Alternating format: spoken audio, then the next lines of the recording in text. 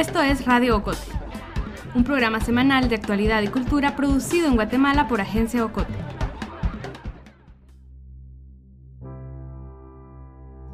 Otro destino y fue, un gran robo porque estás en un abismo. Estás como en medio de, como dice mi hermano siempre, ni aquí ni allá. Y bueno, ahora en estos últimos años, la primera vez que identifico, y tengo 44 años y quizás en estos últimos 2 o 3 años, la primera vez que identifico como guatemalteca americana. De niñito no quería vivir en Guate, pero sí creía o me identificaba como guatemalteco y neoyorquino, ¿verdad? Aunque estando aquí sentía también que los guatemaltecos no me aceptaban completamente, que para ellos siempre era obvio que yo no era de aquí. ¿Alguna vez te has preguntado si eres realmente guatemalteco? Pregunta tonta, ¿no? Si naciste acá, sos guatemalteco, ¿no? Si creciste acá, si tu familia es de acá, sos guatemalteco, ¿verdad? Pero a lo mejor no es así de sencillo. Para los hermanos del Águila, Karen y Jason, su identidad es mucho más compleja.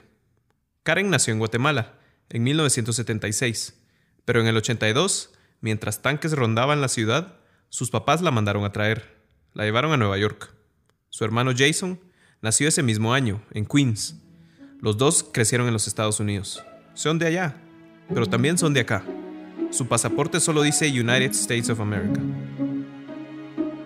¿Qué son entonces? ¿Guatemaltecos? ¿Estadounidenses? ¿Los dos o nada? Karen y Jason del Águila se autoproclaman guateyorks, guatemaltecos hechos en Estados Unidos, que a pesar de las dudas y la lejanía, han reafirmado su identidad, han aceptado su dicotomía y se aferran al ombligo que dejaron en Centroamérica.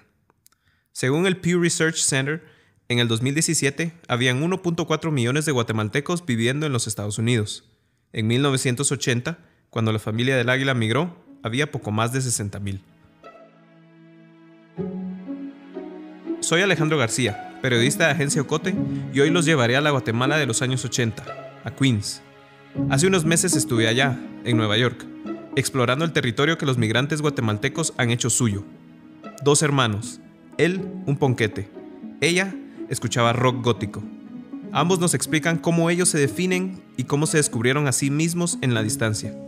Cómo se enteraron de las desigualdades de Guatemala, desde la abundancia de Nueva York. Cómo supieron de la guerra en el altiplano desde la violencia cotidiana de Queens. Cómo aún hoy, para Karen y Jason, su identidad es líquida, cambiante, pero siempre atada a sus raíces en Guatemala.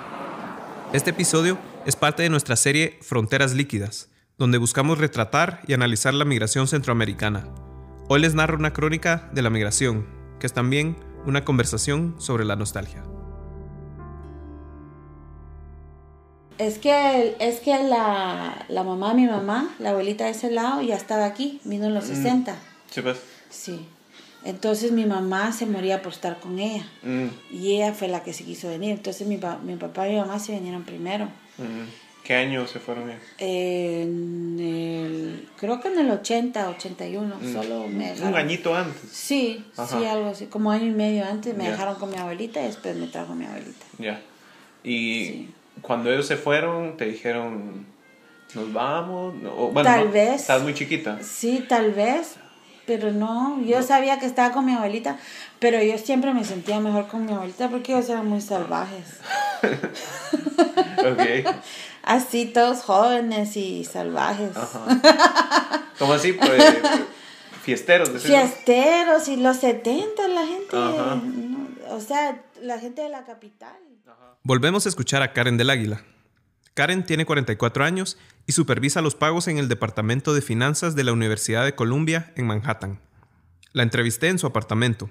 Si escuchan con atención, podrán oír a la hija de Karen viendo televisión en la habitación contigua. Yo la entrevisté en su sala, austeramente amueblada con un par de sillones y por adorno algunos libros.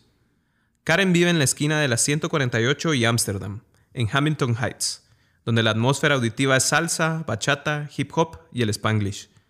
De pequeña, Karen vivía en la zona 1 capitalina, entre la parroquia de Nuestra Señora de Candelaria y el mercado San Martín de Porres. Y así pasó su niñez, con su abuela, yendo a la escuela y al mercado, siempre al mercado. Primero una bolsa de agua de coco, en cuanto entramos al mercado. Y visitando a la vendedora de flores, a doña Chila y su esposo el carnicero. O sea, la gente del mercado San Martín era como familia. Años y años que mi abuelita iba a la misma gente a comprar la carne, a la misma gente, y aún así regateaba, que ya que se conocían más de 30 años. Y no, el mercado es un lugar mágico, comunitario, ajá, donde hay toda la información que necesites. Era el internet. De la escuela recuerda a las monjas. Recuerda un día jugar con un trozo de plasticina. Recuerda caminar de la mano con su abuelita, camino hacia la escuela. Recuerda que un día... Pero yo me acuerdo yendo ese día a la escuela y pasó un tanque en la 20 Avenida. Un gran tanque de guerra verde. Yo creo que iba con mi abuelita porque le pregunté a mi abuelita, ¿qué es eso? Porque era tan grande como un elefante. Yo recuerdo hacer ese análisis. Eso es tan grande como un elefante. ¿Nunca habías visto uno? ¿Un tanque de guerra? Sí. No. Ok. No. ¿Cómo? Si tenía 6 años. Sí, pues. Entonces mi abuelita, ay, no se preocupe de eso. No hubo mayor explicación. Y así, con tanques en las calles y soldados por todos lados. Era pues 1982, uno de los años más violentos del conflicto armado. Pero Karen no sabía de la guerra, y su abuelita no le decía nada tampoco. A los años se entendería gracias a unas amigas en Nueva York y a una película de Pamela Yates. Cuando mi mamá me dijo por teléfono, ahora te toca a vos, te tenés que venir a Nueva York. Yo no me voy. ¿Cómo va a creer usted que yo me vaya de Guatemala? Estoy aquí con mi abuelita, estoy yendo a la escuela, estoy muy bien, yo no sé dónde está usted, pero yo no me voy. Mira, cabrona. Si no te subís a ese avión y si no haces caso. Y yo no me quería ir. Nunca quise venir. Fíjate que ahí aparentemente los niños tienen una capacidad muy grande como de absorber las situaciones, adaptarse, digamos, a las situaciones del ambiente. Ella es Judith Erazo, psicóloga social del equipo de estudios comunitarios y acción psicosocial ECAP. Erazo ha pasado los últimos 5 años tratando a poblaciones en movilidad. Conoce bien a migrantes, retornados, exiliados, refugiados y deportados. Nos cuenta un poco de los efectos psicológicos que puede atravesar un niño pequeño al cambiar de país. Aclara que cada caso es diferente. Si te cambia muchísimo el entorno y lo sientes desfavorable, bueno, ahí pesa un año sin sus padres, digamos. Se hace solo con abuelita, puede ser vivido de distinta manera, ¿va? Como abandono, aunque no se exprese, o no, ¿verdad? Depende. Lo que sí pueden sentir es un cambio muy grande en términos de cultura, ¿verdad? O sea, muy distinto el ámbito cultural, social, digamos, de un país a otro. Escuela, ese tipo de cosas, ¿verdad? Idioma, ahí entran otras cuestiones, ¿verdad? Cultura e idioma, ¿verdad? No sabía inglés. Le ha costado bastante esa parte. Las escuelas pueden ser muy distintas también. Es decir, ahí es someterse como a retos de adaptación y afrontamiento de situaciones nuevas.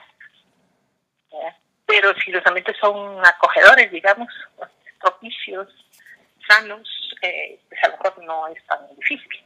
La verdad detrás de la migración de la familia de Karen no es de carencia, de pobreza o de persecución, como miles de los casos durante los 80, pero sí de violencia.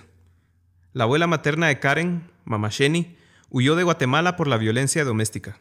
Su esposo le pegaba. Al llegar a Nueva York, conoció a un puertorriqueño, se casó, se hizo ciudadana y llamó a su hija, la mamá de Karen. El hermano de Karen, Jason, lo explica. Mi familia solo se mudó porque mi mamá le dio la gana de ir a ver su mamá y dijo, no mucha, vengámonos aquí mejor. Y mi papá por hacerle huevos, hagámosle, va.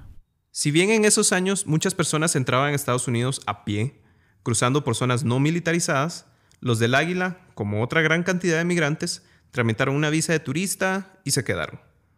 Al año que llegó Karen, nació su hermano Jason en el hospital Queens General. Y así, como dice él, por hacerle huevos, los del Águila crecieron en Jamaica, Queens. Conocí a Jason también en el apartamento de Karen. Pues lo poco que me recuerdo así tipo en los 80s es que era como un edificio bien latino. Había muchos centroamericanos en ese edificio, guatemaltecos, hondureños, salvadoreños y hasta nicaragüenses. Mientras mamá y papá trabajaban todo el día, Karen y Jason iban a la escuela y aprendían inglés. Sí, la escuela fue un gran impacto porque mi mamá nunca quiso ponerme en clase bilingüe, que ya existía en esa época, porque le habían dicho a las amigas que si me ponen clase bilingüe que me iba a tardar demasiado en aprender. Yo quizás, no sé, quizás él me dijo, mira, pues ponete a ver las noticias para que pronuncies el inglés igual que esa gringa. Y entonces yo recuerdo ver la televisión y platicar, elevator. Y así, sin querer, sin proponérselo, Karen llegó hasta Guatemala con las noticias. O más bien, Guatemala llegó a Karen. Y de ese juego empezó también su pensamiento crítico. Turmoil in Central America. First there was Nicaragua, then El Salvador, now comes Guatemala.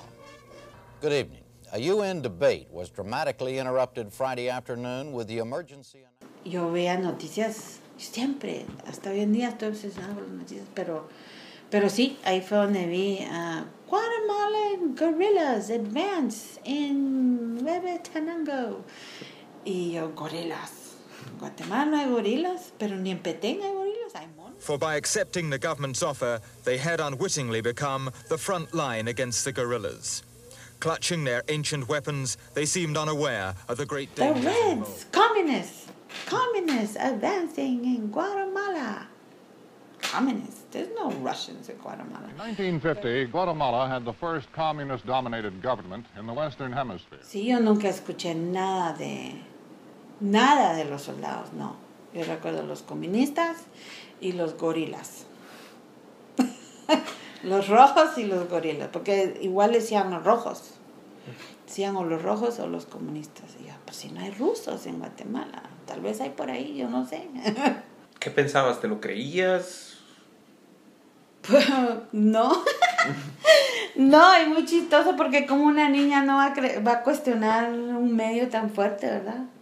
Porque yo decía, es que no hay gorilas, lo tienen malo.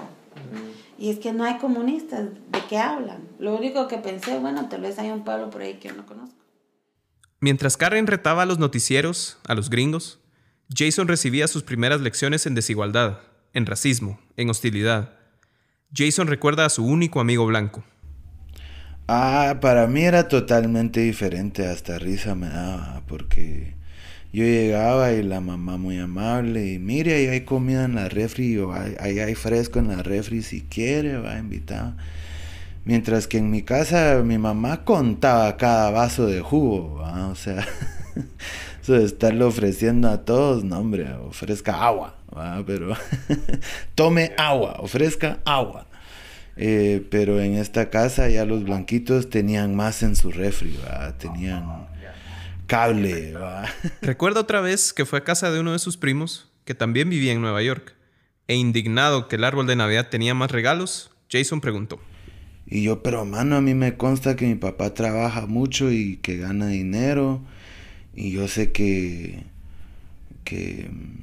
y me consta que a la familia de mis primos les ha tocado duro y les ha costado hasta alcanzar la renta. ¿Cómo es posible que tienen tantos juguetes, va?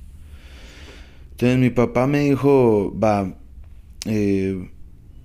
ellos ¿cuántas veces han ido a Guatemala? Y yo, ninguna. ¿Y cuántas veces vas vos? Cada año. Entonces no chingues, me dijo. Y es que esa era la forma que los papás de Jason y Karen mantenían a sus hijos cerca de Guatemala. No se hablaba de Guatemala en casa, no había tiempo para eso. Pero siempre, cada verano, luego que la abuela obtuvo papeles y logró pedir al resto de la familia, volvían a Guate. Era, cuentan ambos, algo agridulce. Digamos, me recuerdo esperando en la aurora que llegara la familia y donde busco, ahí está una mano de gente saludándonos y que un montón de gente me está saludando y abrazando. Y ahorita que lo pienso, eso fue la primera vez que tuve tanta gente expresando cariño. O sea, estaba mi papá, mi hermana y mi mamá en la casa, ¿va? 3 personas que me pueden expresar cariño y por lo tanto expresaban cansancio y frustración de la vida ya, ¿va? Entonces llego aquí y hay como 8 personas mínimo ya saludando y abrazando y todo. Pues muy triste, porque yo estaba viviendo una pesadilla aquí. Cuando Karen dice aquí, habla de Nueva York. Lo que yo vivía aquí, con dinero o sin dinero, era horrible. En cambio, mi familia estaba bien unida, sin dinero a veces, tal vez, pero no, porque todos son dueños de casa. Yo siempre alegué que todos allá, hasta el año pasado, ¿verdad? Siempre dije, todos ustedes tienen su casita, todos tienen su techo, tienen su carro, tienen su educación, que sea lo más básico, pero todos están unidos, están saludables psicológicamente, espiritualmente, tienen una salud básica. Como escuchamos en nuestro episodio número 16, la antropóloga social Glenda García García asegura que a partir de los años 80, a causa del conflicto armado, la migración guatemalteca se disparó. Y si bien los del Águila no huyeron por la persecución política o por las masacres, y tampoco se mojaron la espalda cruzando el Río Grande o el Río Bravo, son parte de esa vibrante comunidad guatemalteca que vive e impulsa a Estados Unidos. Pero la ciudadanía no los escudó del racismo, no los hizo inmunes de las dudas, no los encasilló. Como escucharemos más tarde, esto más bien los inspiró. Si te gusta Radio Ocote, suscríbete en iTunes, Spotify, Google Podcast o tu plataforma de podcast favorita. Síguenos en las redes sociales de Agencia Ocote y busca nuestros contenidos en la página web agenciaocote.com.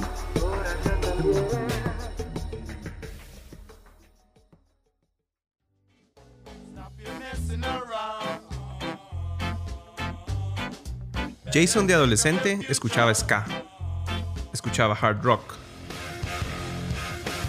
escuchaba punk y escuchaba rap y hip hop. Todo eso lo formó, definió su identidad, pero también le trajo problemas. Se hacía llamar ponquete, pero también metalero, headbanger y al mismo tiempo hip hopero. Allá en Nueva York, yo era el raro por ser el latino in the hood, escuchando música punk y con el pelo parado, ¿va? Y hasta cuando iba a la área suburbana de blancos ponquetes en Nueva York, yo era muy hood para ellos porque yo entendía mucho hip hop y me gustaba mucho de esto y del otro. Y te hablaba bien hood, como que si, como lo que ahorita se reconoce es como hablar como un hip hopero, ¿va? Pero así se habla en el gueto, ¿va? Jason era muy barrio para los blanquitos y para sus amigos del barrio era muy blanco por escuchar rock. Era muy guatemalteco para Nueva York, era muy moreno para los gringos. Era también muy gringo para los guatemaltecos. Cuando alguien quería insultar a un latino, siempre era un wetback, usando la palabra inmigrante como que si es cosa mala, ¿verdad? Fucking immigrant. Y a veces hasta más haraganes, solo le decían a alguien un fucking Mexican, ¿verdad? O sea... ¿Y vos de niño te sentías guatemalteco, te sentías latino, te sentías gringo? ¿Qué te sentías? Las 3 cosas. De niñito no quería vivir en Guate, pero sí creía o me identificaba como guatemalteco y neoyorquino, ¿verdad? Aunque estando aquí, sentía también que los guatemaltecos no me aceptaban completamente. que para ellos siempre era obvio que yo no era de aquí. Y peor al saber que yo era de Nueva York, otras saber qué estigmas y cuentos se les pegaban a ellos. Entonces sos peligroso del Bronx. Y yo, bueno, vivo en Queens, pero sí se pone peligroso a veces. Pero sí, yo sentí que de los dos lados mi identidad era proyectada de otra gente, por lo que ellos por la falta de entendimiento de ellos se proyectaba a mí, y yo, ese no soy yo, pero pues, o sea, entendí que voy a estar caminando en las proyecciones de ellos. Para mí nunca me molestó que no fui ni de aquí ni de allá, o mejor dicho, considerado ni de aquí ni de allá, porque yo sí me considero de las dos. Mientras Jason pasaba las tardes en la patineta, Karen entró a la universidad en el 95 y por primera vez empezaría a conocer la historia de Guatemala. Poco después, Jason haría lo mismo. Como dije también, lo que me abrió la conciencia era el libro de Rigoberta Menchú y de United Fruit Company. El de Bitter Fruit. Bitter Fruit, sí, Bitter Fruit. Los libros que Karen menciona son Me llamo Rigoberta Menchú y así me nació la conciencia, donde la antropóloga venezolana Elizabeth Burgos escribe de la vida en el altiplano de la Premio Nobel, las carencias de su familia y la situación política en Guatemala. Un libro que luego generaría polémica por inconsistencias, pero ese es otro tema. Bitter Fruit, o Fruta Amarga, de Stephen Kinzer y Steven Schlesinger, donde los autores revelan y narran el golpe de Estado contra el presidente Jacobo Arbenz en 1954. Es que yo fui a The New School for Social Research y estudié Latin American Studies por un año. Bueno, yo tenía una amiga, yo era parte de un grupo que fue aceptado, así un grupo como pobre que necesitaba financiamiento, que nos dieron becas completas. Y todos éramos gente de color, de barrios pobres, que los papás no podían pagar la universidad. Entonces había una gran mezcla de inmigrantes en realidad, porque recuerdo un dominicano, una puertorriqueña, que los puertorriqueños que yo he conocido siempre han sido súper políticos y con gran conciencia, los nuyoricanos. Entonces recuerdo que en la U, porque yo no tenía identidad chapina, en esa época no tenía, era punk y goth y no sabía que era ser identidad chapina en realidad, hasta que fui a esa U y empecé a leer sobre Latinoamérica. Entonces las alumnas, las radicales con quien yo entré, me decían, pero tú tienes que ponerte la bandera en la espalda, porque tú qué te crees. Ellas fueron las que me decían, tú tienes que ser más radical, ¿qué te pasa? Que no sabes nada de Guatemala, no has leído Bitter Fruit, todo eso. Y ahí te la pasaron. Sí. De chiquita pues recibías toda la información de los noticieros y que el comunismo y que las guerrillas, los gorilas. ¿Cuál fue tu reacción al conocer ya toda la escena, digamos? Ya después de leer Bitter Fruit, por ejemplo, y el libro de Rigoberta. Rage. ¿Cómo se dice rage? Rabia, enojo. Rabia, no, sí. Sí, porque además que todos esos conceptos, ideas y pedacitos de información se alinearon. Eso fue. La idea que más me impactó fue cuando yo leí esos libros y dije y realicé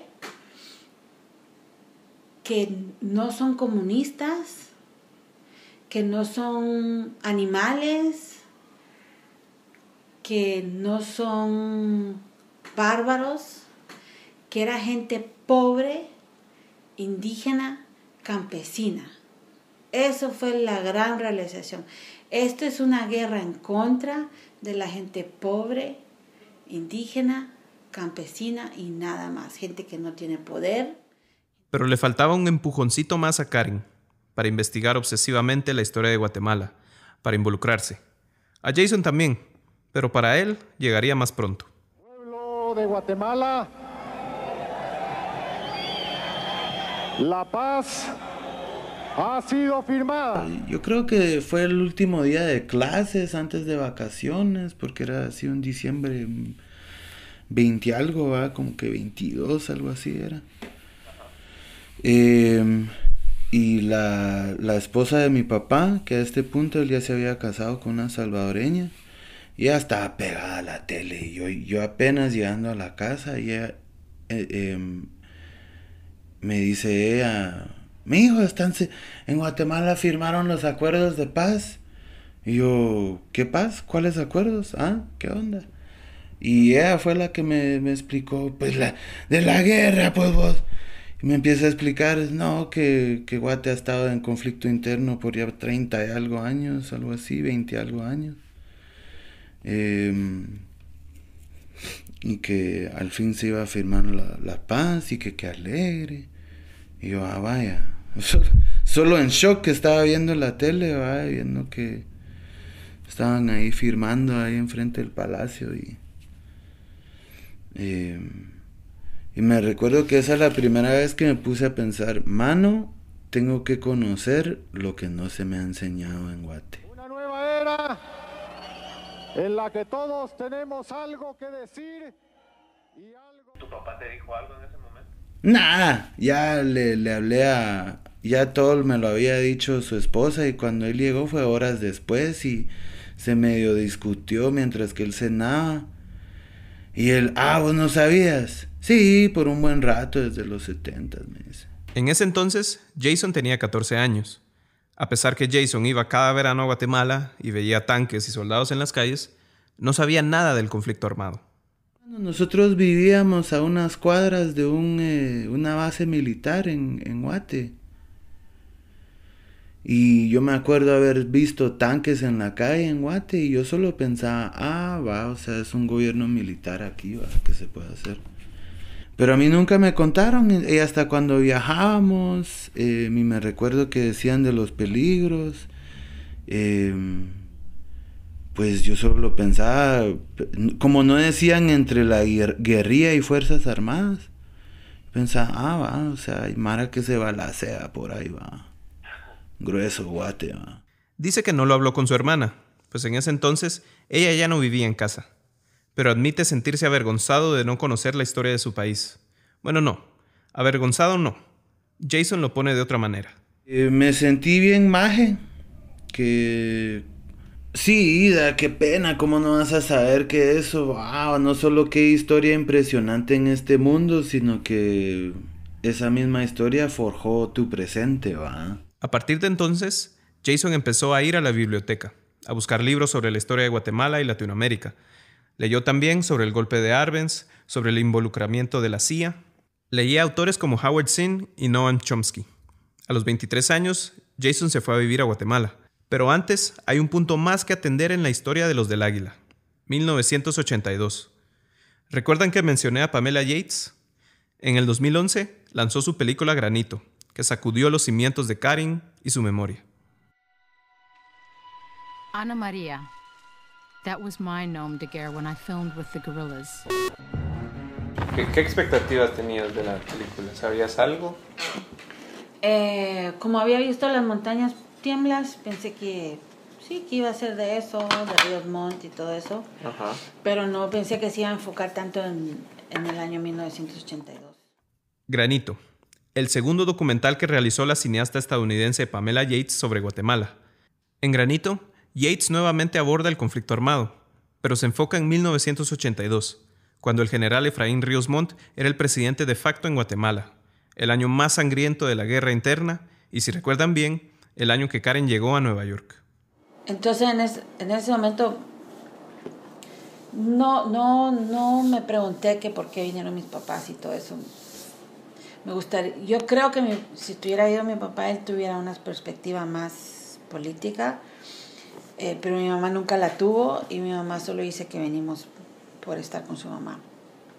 Pero el hecho que fue 1982 y todo lo que aconteció en ese año no puede ser devoid of politics. It cannot be devoid of it.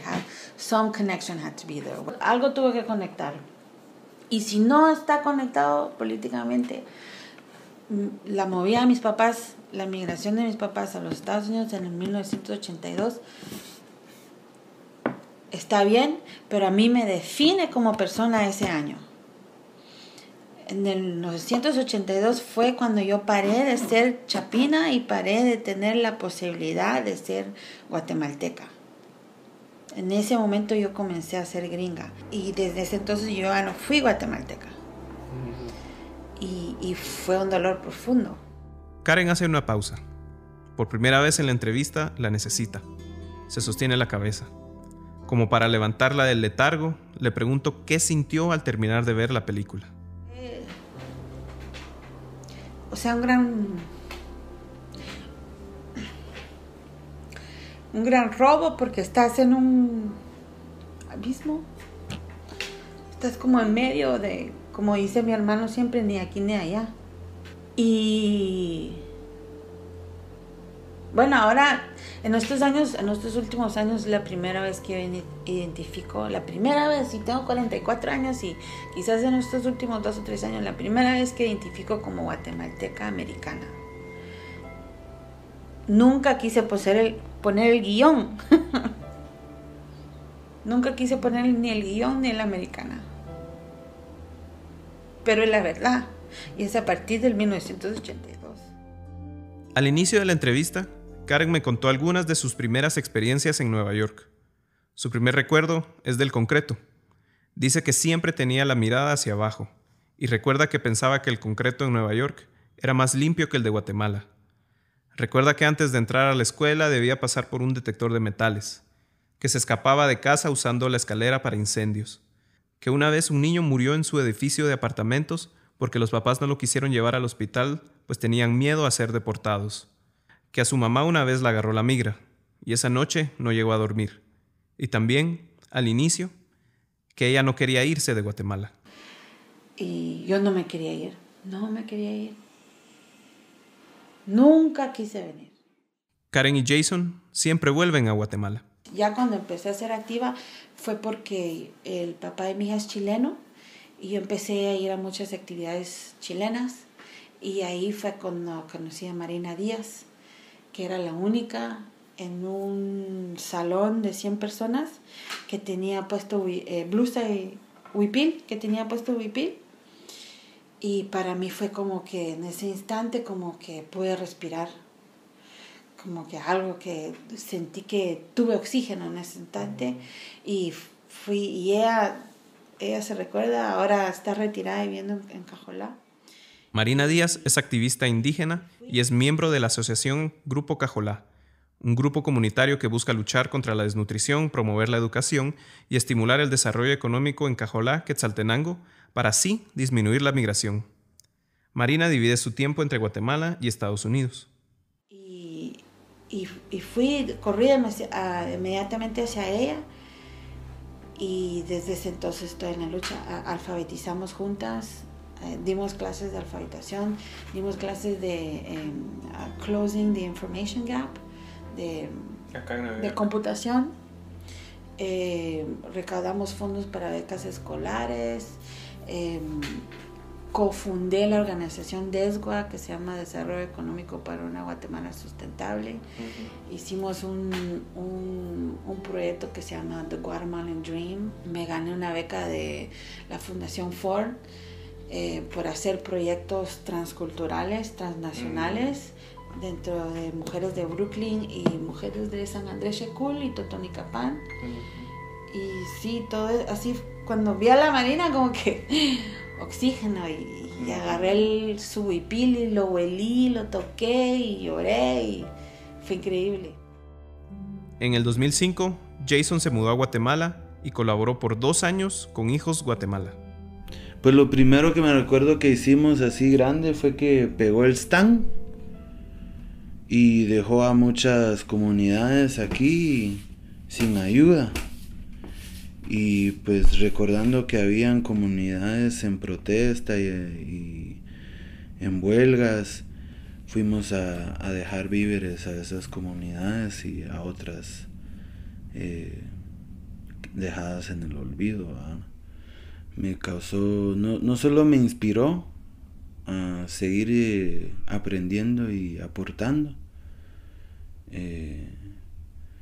Sino así como alguien nacido allá me puso a analizar, ¿verdad?, qué responsabilidades tengo por los privilegios que tengo. En diciembre, 3 meses después de que conocí por primera vez a Jason, él regresó a Guatemala para apoyar a DESGUA. En los próximos meses sistematizará la forma en que la asociación recauda fondos y otorga becas. Karen del Águila pasó de goth a activista apasionada, de ir a conciertos de punk, a ir a rallies y protestas, a recibir artistas guatemaltecos en su casa y realizar jornadas de alfabetización en el altiplano. Jason del Águila pasó de ser ponquete, hip hopero, a...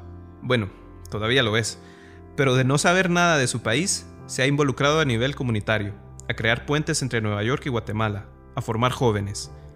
Ambos son guatemaltecos, pero también neoyorquinos. Son guatemaltecos, pero son gringos, lo admiten. A regañadientes a veces, pero lo son. A pesar de la rabia, de la nostalgia, aprecian su dualidad. Según el Pew Research Center, en el 2017, habían 1.4 millones de guatemaltecos viviendo en los Estados Unidos. De esos 1.4 millones, aproximadamente 575,000 permanecían indocumentados. Pero todos, sin importar su estatus, son como Karen y Jason, guatemaltecos con doble identidad. A mí me gustó recién cómo me han estado chingando aquí y me gusta. Es que yo estoy producto guatemalteco fabricado en Nueva York. Así me gustaría identificar. Yo soy materia prima guatemalteca, pero diseñada en Nueva York. Así me siento. Y soy bien diseñada. Y es por gente como Karen y Jason que el concepto de ser guatemalteco continúa expandiéndose. Hasta recién los últimos años con amigos me debatía, o sea, ¿cuándo sos neoyorquino? ¿Qué lo hace oficial? Y a veces chingamos, va. Mira, mano, si no sabes dónde conseguir por lo menos 3 Ray's Pizza en cada condado, no sos neoyorquino. Y argumentaría aquí, mano, si no te gustan comer tortillas y con tu comida, no capto tu chapinés, va. O, mano, si no puedes frijol con platanito y queso y te cae mal, no jodas, no creo que sos chapín, va. Pero esas son babosadas también, va. O sea, ¿qué te hace guatemalteco y qué te hace neoyorquino? Y para mí personalmente yo creo que pues yo identifico con la forma de vivir en los dos lugares. Y una vez andaba en el avión y me dijo una señora quiché, me dijo, pero es que usted dejó el ombligo, su ombligo está enterrado en Guatemala. Por eso siempre la va a llamar, usted tiene todavía el ombligo ahí enterrado. Y me hizo sentir muy bien. Pero sí, no sé quién, eso fue la primera vez que yo pensé, ¿quién hubiera sido yo como guatemalteca? Porque definitivamente no soy solamente guatemalteca. Y no soy solamente gringa.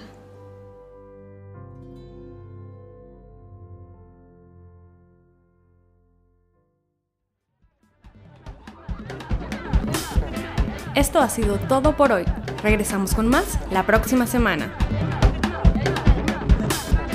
Radio Ocote es producido en Guatemala por el equipo de Agencia Ocote, con el apoyo de Seattle International Foundation. Producción sonora, Melissa Rabanales. Coordinación, Alejandro García. Música original, Juan Carlos Barrios. Música adicional, Kevin MacLeod.